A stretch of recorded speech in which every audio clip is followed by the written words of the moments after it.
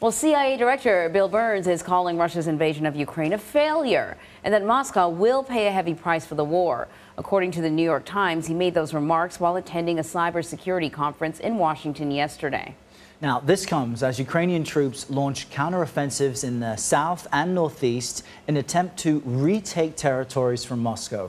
Kyiv says its military is continuing to make advances in the Kharkiv region and has liberated at least 20 settlements. President Zelensky also confirmed yesterday that Ukrainian fighters have retaken that region's key city. So CBS News foreign correspondent Debora Patta is joining us now with more on the situation there. So, Deborah, Ukraine says that it is making advances in the northeast region of the country. Can you walk us through what has taken place so far? Absolutely. We're starting to see the Ukrainians gaining even more confidence on the battlefield as they put those US HIMARS and other weapons to strategic use. Now, remember, it was a counteroffensive in the south, Kherson, that was talked up a lot by Ukrainians and to where Russia sent reinforcements. But it's actually the offensive in the northeast that has been surprising in its speed. The first time, in fact, some experts suggest since the war began that Ukrainian forces have been able to push past Russian defenses on a more tactical level.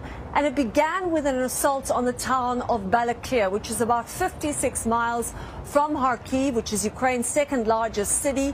Units have advanced into Russian-held territory, as you mentioned, Errol, taking 20 settlements. And in fact, according to President Zelensky, Ukrainians have liberated 386 square miles of occupied territory since the beginning of September. I mean, that's just 9 days. Now they appear to be advancing on Kupiansk, and there have been images circulating of the Ukrainian flag posted at the entrance to the city. If they seize that city, then Izium will be in their sights at some point, and they can cut Russian troops off from their supplies coming across from the border.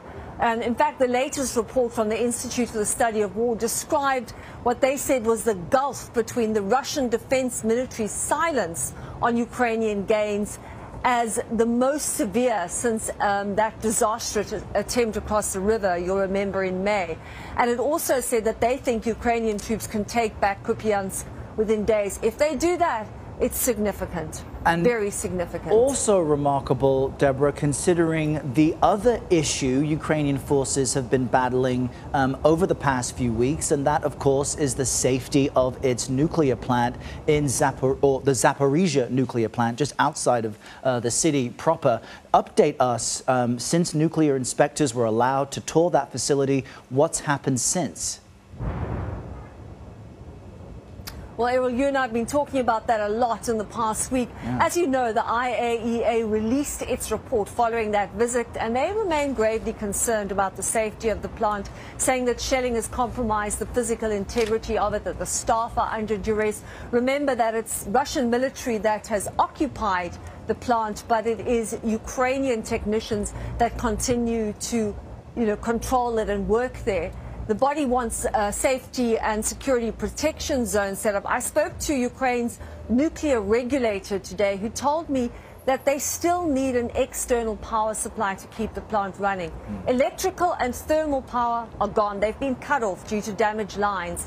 And the plant is now operating since the 6th of September on the power it generates itself.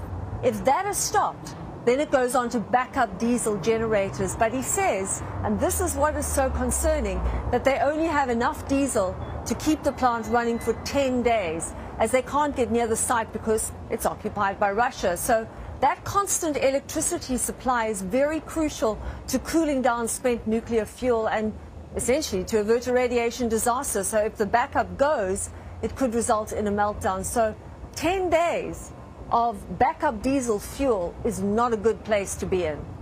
We know that the U.S. Secretary of State Antony Blinken made an unannounced visit to Ukraine Thursday.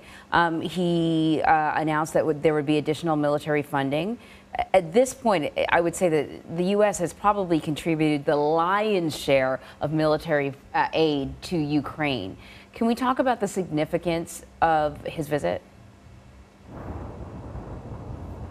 A lot of aid coming in from the U.S. You're absolutely right, Anne-Marie. And that visit was shrouded in secrecy until the very last moment. It is the Secretary of State's second visit to Ukraine. Remember, he came in May, and the State Department says it shows that the U.S. is fully committed to supporting this country. That commitment, as you well mentioned, isn't just talk, but involves significant support, both in terms of financial and military aid.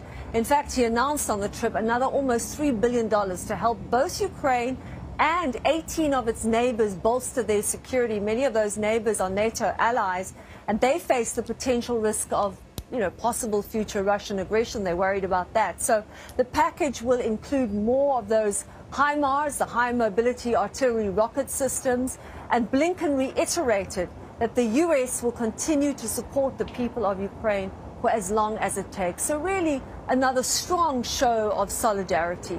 I wonder, Debora, in Ukraine, are you hearing any concern about other countries' commitment to Ukraine?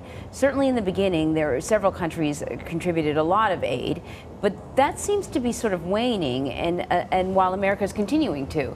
Is there a concern that perhaps the taste for such a large investment in this war is it's changing for other countries, whereas it's not for the U.S.? I think the real issue there is actually gas and energy, because that is another weapon that Vladimir Putin is wielding, essentially, Anne-Marie. I mean, I was interested to hear your previous guest talking about gas prices going up in the United States.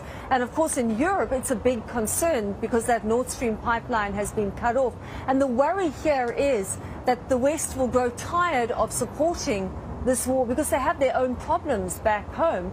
And the worry is winter. Winter is coming, is the oft-repeated phrase here, just as ominous as in that hit series Game of Thrones. People are worried that there won't be enough gas in Ukraine, for example, to heat everywhere. A lot of it's been cut off. And Europe is worried that because of the shutting down and the choking off of Russian supplies, that they too will be facing a very difficult winter and that they will be under pressure to do something about it.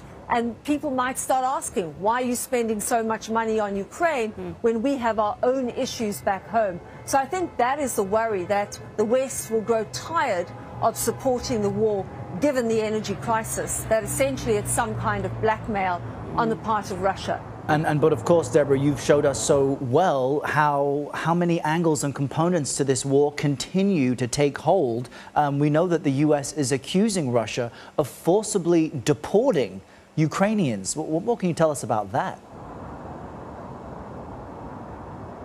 I know it's a very, very horrific story, really. The United States has accused Moscow of forcibly deporting Ukrainians to Russia, saying it has information that Russian officials are overseeing so-called filtration operations. These operations aim to identify individuals Russia deems as insufficiently compliant or compatible to its control. That is what the U.S. ambassador to the United Nations, Linda Thomas-Greenfield, said to the Security Council of the United Nations. She said that estimates vary from a variety of sources, that authorities have interrogated, detained, and forcibly deported between 900,000 and 1.6 million Ukrainians to Russia. And in July alone, they have information that 1,800 children were transferred to Russia. Now, Russia has denied this, saying that it's just the registration of Ukrainians. America is calling it a war crime. It sounds exactly. Great word for that. Debora Patta, thank you very much. Thank you, Debora.